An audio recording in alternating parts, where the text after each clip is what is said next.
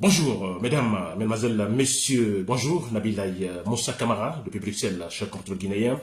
Très bien, donc je reviens encore pour ce samedi effectivement. Alors, pour la politique en Guinée, notre processus démocratique, la transition guinéenne menée par la junte militaire à la tête Mamadi Doumbouya.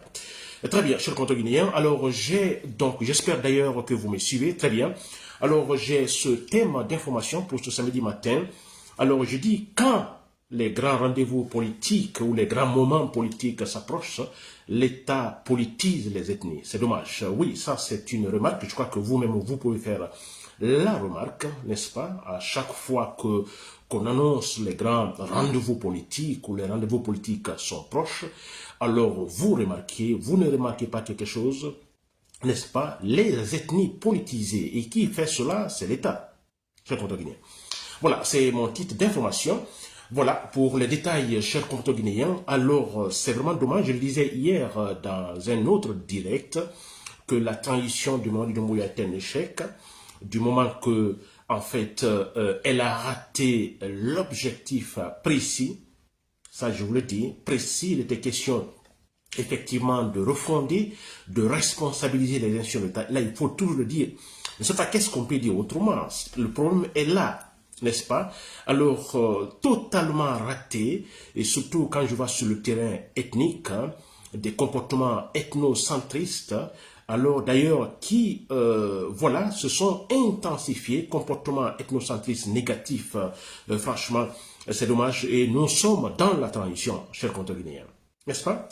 Voilà, c'est pourquoi je dis, et quand j'entends Mamadi Doumbouya dire, ou Baouri, le Premier ministre, dire par exemple qu'ils disent que, bon voilà, il y a eu ce qu'on appelle les assises nationales ou la concertation nationale, que cette concertation a été une réussite, Mamadi Doumbouya qui le dit pendant son discours du 2 octobre, n'est-ce pas, que ça a été une réussite, même ça donne l'espoir aux Guinéens. Mais c'est quand même extraordinaire, mais c'est pas possible, c'est pas vrai, n'est-ce pas? Une véritable concertation nationale, une véritable assise nationale, c'est effectivement, disons, mettre sur la table toutes les problématiques, n'est-ce pas? Toutes les problématiques guinéennes, tout, s'il vous plaît. En discuter face à face, réellement. Par exemple, cette situation ethnocentriste. Une véritable concertation nationale, objective, je dis bien objective. On met tous les problèmes, tout ce qui fait que ça ne va pas, n'est-ce pas, en Guinée, et qui crée des tensions, des confusions par-ci, par-là, on met sur la table, on en discute, sérieusement. C'est-à-dire, il est question du pouvoir, il est question de la partie civile, n'est-ce pas, tous les Guinéens. Il est question des partis politiques. Tout le monde autour de la table, discutez cela. N'est-ce pas? Et après, alors il n'est pas question de dire après, bon écoutez, nous nous sommes concertés, alors voilà, unissons-nous, l'unité elle est importante pour le développement, alors tous les Guinéens sont retrouvés, bon voilà, nous sommes unis, et puis voilà, cela. Mais c'est pas possible. Après une concertation, ou bien il y a une concertation où tous les problèmes ont été discutés, n'est-ce pas? Alors, il ne suffit pas seulement de parler, n'est-ce pas? Alors, il est question de matérialiser, parce que quand il y a assise, quand il y a concertation, et c'est vrai qu'il y aura un véritable débat, et à la suite, hein, c'est clair, il y a des accords. N'est-ce pas? Ces accords-là, il faut les matérialiser sur le terrain. À travers, par exemple, la législation. N'est-ce pas? Par exemple, la constitution qui sera élaborée, que cette constitution tienne compte, disons, du résultat des concertations. Il est, par exemple, question de prendre des mesures nécessaires, alors, contre l'ethnocentrisme. Mais c'est vrai. Alors, on nous parle de concertation. Vous voyez, ça a donné fruit, c'est tous les Guinéens qui étaient là. Mais ce n'est pas possible, s'il vous plaît. Ce n'est pas possible, parce que moi, quand je vois que chaque fois les grands rendez-vous politiques, en fait, s'approchent, alors, je vais parler des grands rendez-vous politiques ou les grands moments politiques. Il est question, par exemple, des élections, n'est-ce pas? Alors, des élections qui s'approchent, on remarque, et ça commence tout de suite, des tractations de la part de l'État, finançant par-ci, par-là, n'est-ce pas, cherchant à diviser les ethnies. Alors, on a les activistes, si je prends le cas maintenant, les grands rendez-vous, ça, le 31 octobre prochain, c'est un grand rendez-vous politique pour la Guinée parce que c'est la fin de la transition de Mamadi Doumbouya, n'est-ce pas? C'est la fin de cette transition. Mamadi Doumbouya doit dégager. Mais bon, voilà, nous savons tous le programme de Mamadi Doumbouya, le plan qu'il a, il veut rester. Alors, nous savons cela, vous comprenez? Donc, pour nous, c'est un grand rendez-vous politique. Tout peut basculer. Négativement, positivement. Donc, c'est un grand, disons, moment politique. Et là, qu'est-ce qui se passe? L'État, alors cherchant à chercher des avantages, vous comprenez, va utiliser l'argent, acheter des consciences, par-ci, par-là, dans les 4 régions de la Guinée, pour trouver tout simplement des argumentations en sa faveur. Mais c'est vrai. Et là, quand je parle de tractation, il est question, par exemple, comme cela se passe maintenant, vous remarquez ce qui se passe. Dans cette semaine, les dernières semaines, vous avez remarqué ce qui se passe. Il y a cette attitude qui revient, qu'on pensait l'avoir oubliée. Alors, au temps d'Alpha Condé en 2010, avec les élections après Sekouba Konaté, vous comprenez, tous contre un. Vous voyez, c'est une problématique, c'est la vérité, tous contre un. C'est l'État qui se bat ainsi, c'est le pouvoir qui se bat. Alors, je parle de l'État parce que le pouvoir utilise, disons, les privilèges de l'État. Hein? Le pouvoir utilise tout ce qui est les appareils de l'État. Vous comprenez? Pour des fins propres. On a vu tous contre un. Vous comprenez? Attention, les peuls sont ceci, attention, les peuls c'est cela, etc., etc. Vous voyez? Et ça commence, on a vu cette affaire de l'eau empoisonnée. Vous voyez? C'est l'État, le pouvoir utilisant l'État pour créer ces situations divisées pour pouvoir rester. N'est-ce pas? Alors, maintenant, Mamadi Doumbouya, le grand rendez-vous s'approche, le mois de décembre. Alors, je dis bien, c'est super important. Vous remarquez cela? Ça commence, hein? Ça commence. Bon, voilà, les Peuls, voilà. On a Adi qui depuis toujours se dit être dans l'UFDG et qui se bat par-ci par-là et qui dénonce le pouvoir de Doumbouya. Alors le grand rendez-vous s'approche et comme par miracle, cet homme change tout de suite. Et le fait n'est pas de changer, mais c'est le fait de dire de rejoindre. Parce que j'ai écouté Adi maintenant, certains m'ont dit, Nabilaï, concernant mon dernier direct sur Adi, vous vous rappelez, alors les gens m'ont appelé pour dire Nabi, bon écoutez, ce monsieur a beaucoup fait, ayons pitié de lui, il a déconné c'est vrai, mais écoutez, il s'est beaucoup battu, attention, est-ce que tu comprends le fond des choses? Non, mais écoutez, moi je comprends effectivement. N'est-ce pas? Je comprends Adi étant à l'extérieur, mais nous sommes tous presque dans cette situation. Peut-être que certains travaillent, d'autres non. Mais écoutez, nous ne pouvons pas. Moi, par exemple, pensez-vous, je vais par exemple aller en Guinée. Alors il y a pas mal de gens qui tentent, qui me disent, Nabi, écoutez, tu es fou ou quoi? Tu vas rentrer en Guinée, mais tu ne vas pas retourner. Même la police belge me l'a dit. Alors, vous comprenez? Alors, Adi doit comprendre que nous sommes tous dans la même situation. Alors, si ça ne va pas, s'il vous plaît, essayons de revoir ce côté conviction, n'est-ce pas? Mais non, écoutez, vous êtes l'UFDG n'arrivera jamais au pouvoir, cet Anguel ne sera jamais président, etc., etc. Vous voyez, le monsieur est piqué quelque part. C'est l'État avec ses tentacules. Mais c'est vrai, qui est en train de faire des propositions, monsieur. Alors, ils sont nombreux, en mon avis, magique, hein, ce monsieur de Canada, et tant d'autres, ils sont comme ça. Alors, actuellement, au départ, ils sont tous, voilà, tout le monde parle objectivement, ainsi de suite. Mais quand les grands moments arrivent, voilà, c'est fini. Alors, mais écoutez, c'est dans le dialogue, mais qu'est-ce que tu veux?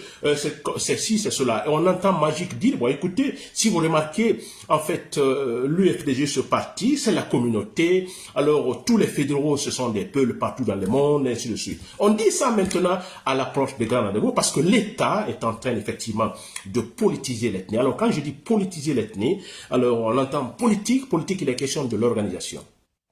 N'est-ce pas? S'organiser pour pouvoir, disons, exécuter un projet.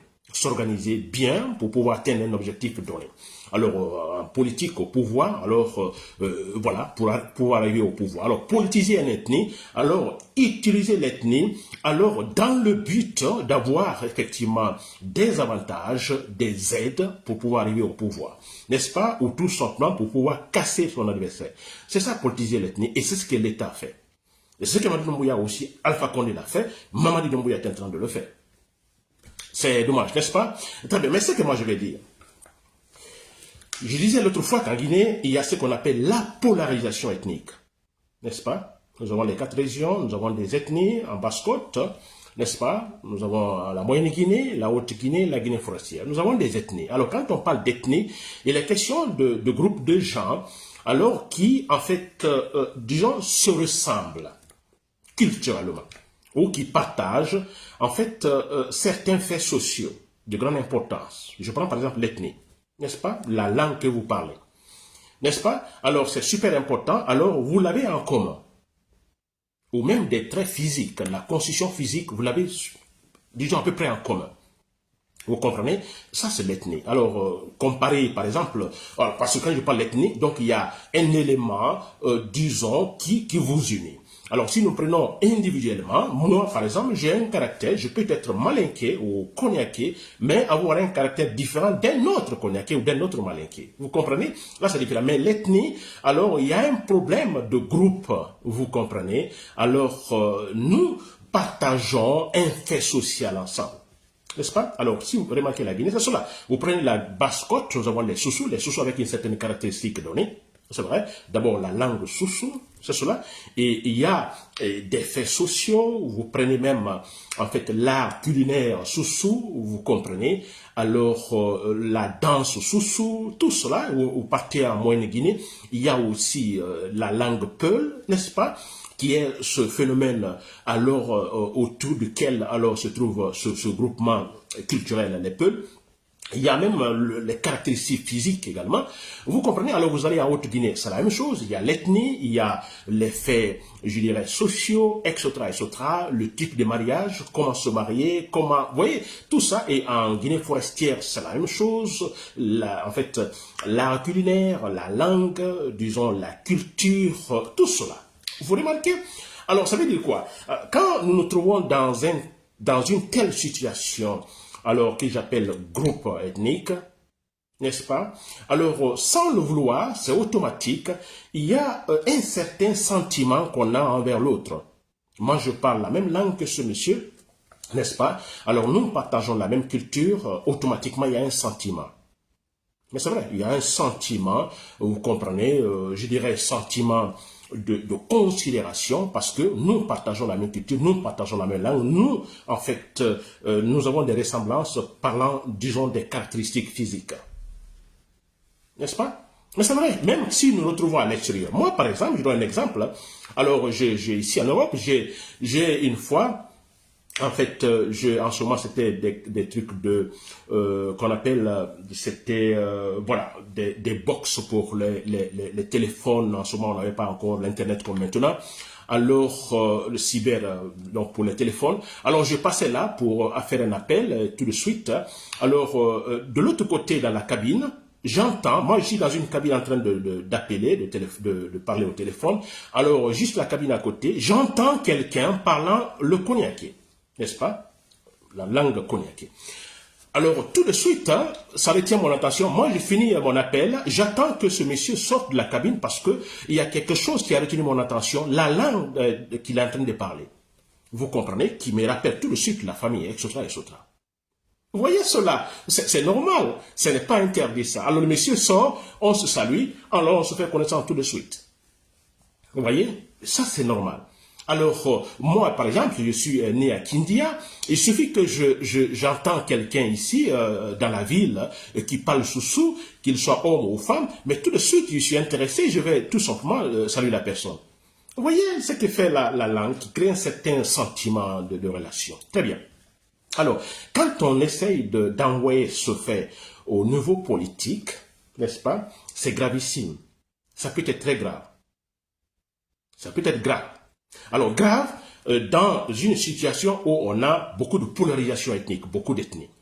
Pas si grave dans un pays où il n'y a pas de polarisation ethnique, où il y a basiquement une seule ethnie. Je prends le cas toujours de l'Allemagne, où il y a une seule ethnie. Alors, c'est facile à gérer.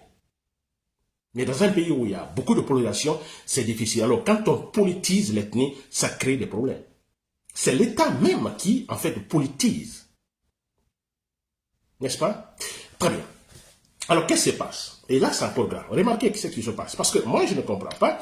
Alors, je dis bien, quand les grands moments arrivent, rendez-vous politique arrive, tout de suite, hein, on fait tout pour écarter, disons, l'ethnie Peul. C'est vrai, vous voyez, voilà, on ne veut pas. qu'ils arrivent au pouvoir. Mais c'est le pouvoir qui fait cela. Mais qui ne fait pas, qui n'a pas fait ça ici, s'il vous plaît? C'est-à-dire, il arrive au pouvoir, il approche, n'est-ce pas, disons, son ethnie, il approche ses parents. Qui ne l'a pas fait en Guinée? C'est illégal, hein? Mais qui ne l'a pas fait? C'est illégal parce que jusque maintenant, on n'a pas cette structure politique, disons, objective. Ça, c'est le but de mon combat d'ailleurs. Qui ne l'a pas fait? On dit, ah, les Peuls, alors écoutez, l'UFDG, c'est affaire de communauté. Partout, ce sont des Peuls, etc., etc. Mais s'il vous plaît, allez-y dans le RPG. Prenez par exemple Mamadi Doumbouya maintenant. N'est-ce pas? Allez-y à Kankan, c'est qu'on dit. C'est notre pouvoir. Et là, personne ne dit rien. Là, c'est normal. Mais quand c'est les Peuls, oui, c'est quelque chose, c'est gravissime. N'est-ce pas? Mais c'est vrai. D'ailleurs, ils ne le cachent pas. Regardez la composition du gouvernement de Mamadi Doumbouya. Disons l'administration d'une façon générale. Et là, on ne dit rien. Mais le Peul, oh non, c'est autre chose. N'est-ce pas? Là, ça n'a pas été au pouvoir. On a remarqué la même situation. On a remarqué la même situation, s'il vous plaît. Peut-être pas assez, mais aussi, là, ça n'a compté. On se rappelle, disons, la tentative de coup d'État manquée de Diarra Traoré sur Lansana Conté, le pouvoir Lansana Conté. On se rappelle, quand il y a eu Lansana Conté était à l'extérieur, je crois, au Togo.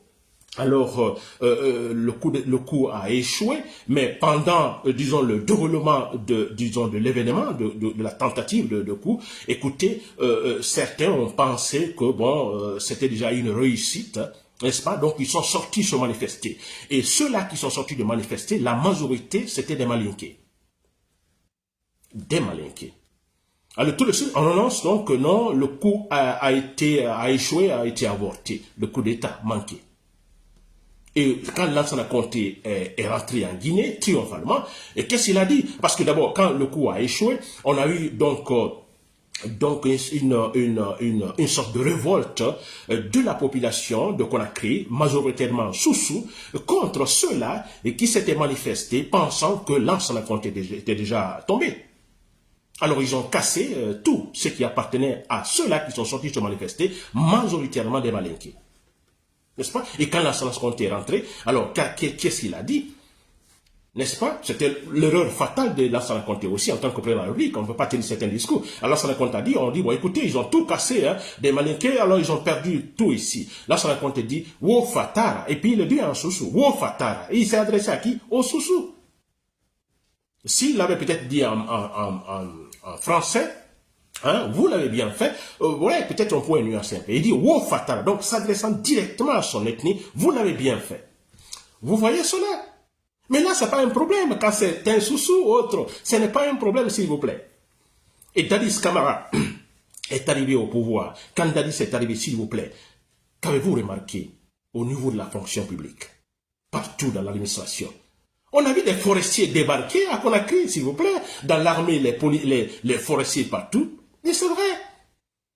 Dadis, c'est sa famille, c'est tout le monde. Vous prenez Tchegoro Kamara, qui est Konyaké, mais on a vu, c'est presque tout Béla qui débarque à Conakry. Regardez à la police avec Bafoué en Soumane, mais on parlait presque le Konyaké, là, s'il vous plaît. Et là, ce n'est rien. Ce n'est rien. Mais quand c'est les Peuls seulement, alors, bon, écoutez, voilà, ils sont dangereux. Et puis, c'est comme ça. N'est-ce pas? C'est incroyable, s'il vous plaît. Très bien. Et voilà pourquoi moi je me dis. J'ai dit tout de suite que je ne vois pas un problème que parce que moi je suis, par exemple, de Béla. Là, c'est que je supporte quelqu'un qui soit, par exemple, de Béla, qui est candidat, un exemple. N'est-ce pas? Je ne vois pas le problème. En principe. Mais si ça se fait pas aussi, on peut comprendre. Mais d'une façon générale, ça se fait. Parce que si vous prenez un candidat Soussou qui va aux élections, vous prenez, il y a 100 personnes, 100 citoyens guinéens qui ont voté pour lui, vous prenez les 100 citoyens, vous verrez les 60, donc 60%, 60 de ces citoyens sont Soussou. Parce qu'ils se disent, ils votent en tenant compte de donc, cette caractéristique spéciale, la culture Soussou. Nous partageons la même culture Soussou. Mais ça, c'est la vérité. Je dis bien, vous prenez 100 personnes qui votent pour Lansana Conté, par exemple, les 100, vous prenez 60 sont Soussou. Un Malinqué, la même chose. Un Malinqué, candidat Malinqué qui va, il y a 100 personnes qui votent pour lui, vous prenez les 100, vous verrez 70% sont des Malinqués. C'est normal. On se dit, bon, écoutez, ce sentiment, vous voyez, d'appartenance, vous comprenez, à une même culture, la langue, etc., etc. Vous voyez cela. Je prends le cas de la Belgique. En Belgique, nous avons deux fortes communautés, n'est-ce pas, différentes, disons, linguistiques. Il y a donc le côté francophone, n'est-ce pas, et il y a le côté néerlandophone, qui parle le néerlandais et l'autre le français. N'est-ce pas? Deux cultures différentes. Alors, qui forment en fait l'État belge? Vous comprenez? Mais là, écoutez, ça se cache pas. Quand il y a élection, vous ne pouvez pas dire à un flamand, alors écoutez, vous prenez par exemple un flamand, un néerlandophone, un candidat néerlandophone qui va aux élections, l'élection fédérale par exemple, vous verrez 100 personnes qui votent pour ce flamand, ce néerlandophone. Écoutez, dans les 100, vous verrez 80 sont des néerlandophones. Je dis bien pour les élections fédérales, par exemple. Un francophone, par exemple, le candidat, c'est la même situation. 100, vous verrez, 80 sont des francophones. En votant, pas peut-être en raisonnant, raisonner, disons, de façon, vous comprenez, disons, objective, n'est-ce pas? Alors non, mais on s'est dit, bah, écoutez, lui, nous avons quelque chose en commun, quelque chose de plus profond, la culture, la langue. Vous comprenez? Mais avec la différence qu'en Belgique, parce qu'il est question des élections fédérales, alors là, vous êtes nommé, n'est-ce pas? 80 personnes sur 100 personnes qui ont voté, 80 ont voté pour vous, vous êtes arrivé au niveau fédéral, vous êtes par exemple Premier ministre, vous êtes ministre, mais là, vous êtes obligé parce que la loi qu'il faut respecter, cette loi, elle est objective. Et vos actions envers cette loi doivent être objectives. Vous êtes obligé de travailler pour tout le monde, pas pour les 80 personnes qui ont voté pour vous. Vous voyez la différence. Et nous nous battons aujourd'hui pour que la Guinée soit ainsi, c'est-à-dire la loi objective, toutes les actions, tout ce qui arrive au pouvoir, tous les élus travaillent objectivement. N'est-ce pas? C'est cela, cher compteur guinéen. Très bien. Alors voilà pourquoi nous disons, pour ne pas trop l'étaler, pourquoi j'ai dit en Guinée, ce qu'il nous faut, ça c'est le but de mon combat dans ce processus démocratique, parce qu'on ne peut rien contre cette situation. Les Soussous, écoutez, un candidat Soussou aura plus d'électeurs Soussous que dans d'autres ethnies. Un candidat Peul, c'est la même chose. Un candidat Malinké, un candidat Forestier, Thomas, Berger, Kissi, c'est la même chose. Vous comprenez? Mais ça c'est logique. Alors, mais qu'est-ce qu'il faut en ce moment? C'est empêcher que quand ce Thomas arrive au pouvoir, n'est-ce pas? Ce Thomas arrive au pouvoir, ce Thomas pour lequel 80 sur 100, donc 80 Thomas sur 100 ont voté pour lui, il est arrivé au pouvoir. Alors, le combat ici, c'est essayer d'élaborer des lois objectives, n'est-ce pas? Des lois objectives que ce monsieur qui arrive au pouvoir doit respecter. Les lois sont objectives, ses actions doivent être objectives. Il ne va pas travailler pour les 80 Thomas, c'est pour toute la Guinée. Il ne va pas en fait recruter dans l'administration seulement les 80 Thomas. C'est tout, c'est-à-dire en tirant compte de la loi qui est objective, tous les Guinéens. Dans l'armée, c'est en tenant compte également de la loi, du contenu de la loi. Tous les Guinéens. Avec des critères objectifs. Un Malinké, la même chose. Un Peul, la même chose. Nous nous battons pour cela. Et c'est pourquoi je disais au départ que quand on parle de concertation nationale ou assise nationale, il est question par exemple de mettre sur la table des problématiques pareilles. On a remarqué que chaque fois il y a des élections, alors celui qui arrive au pouvoir, et voilà ce qui se passe. Voilà ce qui se passe. Il y a telle ethnie qui est favorisée. Donc au détriment de l'autre. Voilà ça, on discute ça pendant les assises nationales. Et pas seulement le dire, discuter, mais aussi après agir concrètement, c'est-à-dire on élabore des lois, n'est-ce pas, des articles dans la Constitution, alors mentionnant ces faits, qui doivent être strictement appliqués. Et pour cela, il faut des hommes, donc objectifs, des gens rationnels. Et ce processus, c'est pour cela, nous partons pour cela, avoir des gens rationnels, qu'il y ait plus de gens rationnels qu'irrationnels. Vous verrez. Parce que là, c'est inévitable. Il y aura toujours quelqu'un d'une ethnie au pouvoir. Ça, c'est inévitable. Alors, évitez que ce monsieur qui arrive au pouvoir, vous comprenez, ce monsieur pour lequel, alors, son électorat, ou disons, les gens qui ont voté pour lui majoritairement sont de son ethnie, alors qu'il arrive au pouvoir, parce que, vous voyez, alors que non, qu'il ne les privilégie pas. N'est-ce pas? Ça, c'est super important. Et dans cette loi également, élaborer des lois qui puissent effectivement, alors, parce que quand vous remarquez, il est impossible, je prends les élections présidentielles, alors que vous soyez tant aimé par votre ethnie, quelle que soit, je dis bien, la caractéristique spécifique, n'est-ce pas? Alors, consistance de votre ethnie, il est clair à 100%, et même si toute votre ethnie votait pour lui pour les élections présidentielles, vous ne pouvez pas gagner, vous ne pouvez pas avoir les 50%, ça c'est clair. Ou plus de 50%, vous ne pouvez pas l'avoir. Donc, une ethnie ne peut pas, une seule ethnie votant pour son candidat ne peut pas élire un président, ça c'est clair et net. N'est-ce pas? Donc tout cela doit être, c'est le travail également des législateurs, n'est-ce pas, alors dans la Constitution. Donc il est question, c'est comme en Belgique, alors pour être Premier ministre en Belgique, j'ai parlé tout de suite des communautés francophones et néerlandophones, alors pour être Premier ministre, alors même si tous les néerlandophones votent pour vous, vous ne pouvez pas être Premier ministre, vous n'aurez jamais la majorité. D'abord, il y a plusieurs partis politiques, n'est-ce pas? Vous n'aurez jamais cette majorité, la majorité absolue. Non. Vous ne pouvez pas. N'est-ce pas? Donc, obligé tout de suite, alors, d'avoir des alliances avec d'autres partis politiques, disons, d'autres ethnies, s'il faut ainsi. S'il faut appeler ainsi, d'ethnies. N'est-ce pas? Alors, je prends par exemple, je prends l'UFDG qui pourrait, aux élections, alors qui pourrait arriver au pouvoir. Vous comprenez? C'est impossible que l'UFDG, comme vous le dites, que la communauté Peul puisse, à travers les élections, seule la communauté Peul mettre ce bien au pouvoir. Mais c'est impossible. Il n'aura pas la majorité, ça c'est clair. Alors, il y a l'obligation, donc, de coopérer effectivement avec les autres, dans les alliances avec les autres groupements ethniques. On ne doit pas se le cacher. La Guinée est polarisée, les ethnies, il faut le dire. Mais nous voulons dans ce cas ici qu'il y ait respect de la légalité. N'est-ce pas? Voilà, donc c'est des choses comme ça qu'il faut prévoir, n'est-ce pas? Alors, des alliances sont créées, ça c'est clair, alors c'est normal, et c'est pourquoi on dit la démocratie est la meilleure forme de gouvernance dans ce cas-là, mais c'est vrai parce qu'avec la démocratie, elle permet ce qu'on appelle la coopération, l'association. Alors, vous êtes, par exemple, de la forêt, vous êtes un candidat de la forêt, vous voulez gagner les élections, alors la démocratie est dans, alors vous êtes obligé effectivement de coopérer avec d'autres groupes ethniques, soit donc en Haute-Guinée, en Basse-Guinée ou en Moyenne-Guinée. Une obligation si vous voulez franchement réussir en politique. Voilà, obligé. Et là, c'est super important parce qu'il y a l'esprit de négociation, de coopération. Et qui parle de coopération et de négociation, il y a ce qu'on appelle ici le consensus. Et le consensus, c'est objectif. Ça veut dire, bon voilà, nous sommes différents, mais nous attendons sur quelque chose. Nous voulons bâtir une Guinée pareille.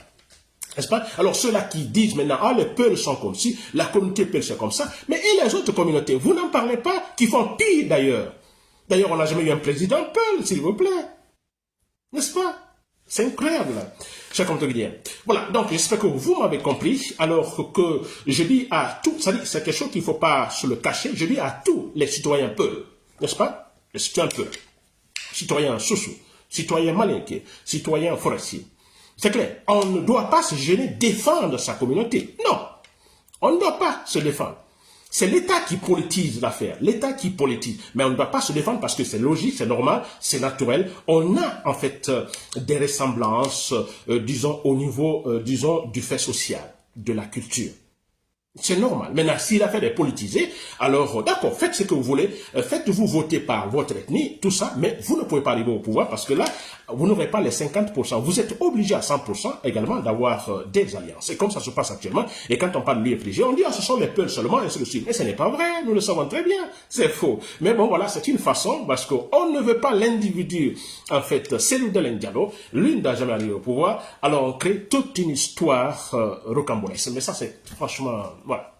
N'est-ce pas? Alors, qu'on ne se gêne pas, je dis directement au Peul, non, on se défend, vous comprenez? Alors, pas de lâcheté, vous défendez en fait, les faits culturels, ce qui est propre au Peul, on les défend, il faut les défendre, c'est normal, n'est-ce pas? Alors, ce qui est de la politique, ça ne vous regarde pas, c'est à l'homme patriote qui arrivera au pouvoir, qui sera capable d'élaborer une véritable, disons, structure politique, n'est-ce pas? Une structure politique, donc, qui sera capable de gérer cette problématique. C'est-à-dire, celui qui arrive au pouvoir, il ne travaillera que, il sera obligé de travailler objectivement. Objectivement, sinon il est sanctionné par la loi. S'il vous plaît, c'est facile.